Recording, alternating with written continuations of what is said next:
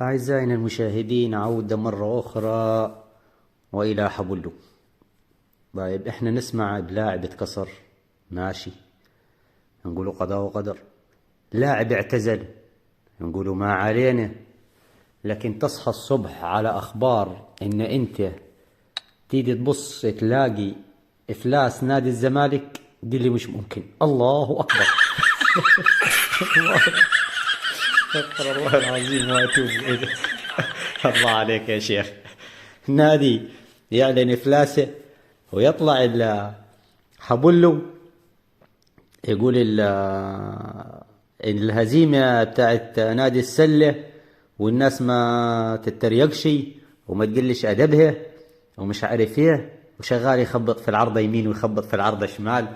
والنادي بتاعه طالع يقول إنه ما فيهش مليم، لا ندي الموظفين ولا ندي العمال ولا ندي امال شغال تصهلل من هنا ومن هنا وتقول انا وانا.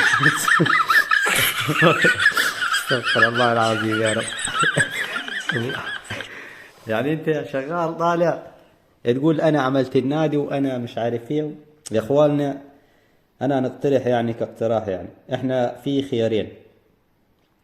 الخيار الاول، يا إما ندوهم الكابتن اللعيب الفاضل والأستاذ الكابتن بتاعنا محمود الخطيب، احنا ممكن ندوه لهم بس مدة سنة لغاية من يسد الديون بتاعتهم دي هيتي ويرجع النادي زي ما كان.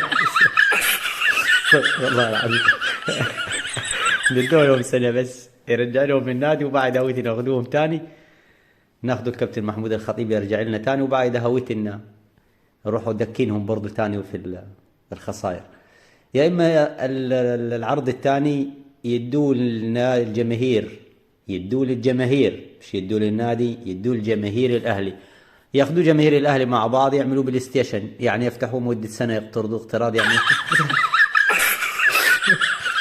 يعملوا يفتحوا بلاي ستيشن يسد الديون اللي عليه. والله العظيم هم يضحك وهم يبكي. واحد دايلي جاي اول امبارح يقول المشوار امضائي مع نادي الزمالك عمل لهم قلق وعمل لهم مش عارف ايه، شغال يقول توقيع للزمالك قتلهم عبد الله السعيد. ده طبعا كل عارف المشوار ده، طبعا كل سمع بيه، يعني يطلق القذائف المدويه ضد الاهلي. طيب انت هتتكلم وتقول توقيعي ومش توقيعي ومش عارف عمليه وما عملش. يقول لك قال توقيعي، قال مع الزمالك قتلهم. طيب تاريخك ايه انت برا الاهلي؟ مستقبلك ايه اللي هيضيع؟ ده هويت يا ابو 39 سنه ولا 38 سنه، ده ما انت قربت تعتزل يا حبيبي. اصحى انت هتقول ايه تاريخي؟ ايه تاريخك انت؟ تاريخك ايه برا الاهلي؟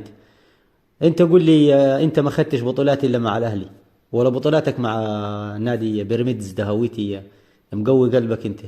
فين انت الانجازات بتاعتك انت؟ ده احنا خدناك يا اخي. ده انا ما سمعتش بينا عبد الله السعيد ده هويتي انا اصلا، غير بالصدفه كنا قاعدين انا وجماعه اصحابنا نلعب ضمنه على القهوه، فقاعدين فيقولوا لي في واحد ده يلعب معانا ضمنه جاي جديد.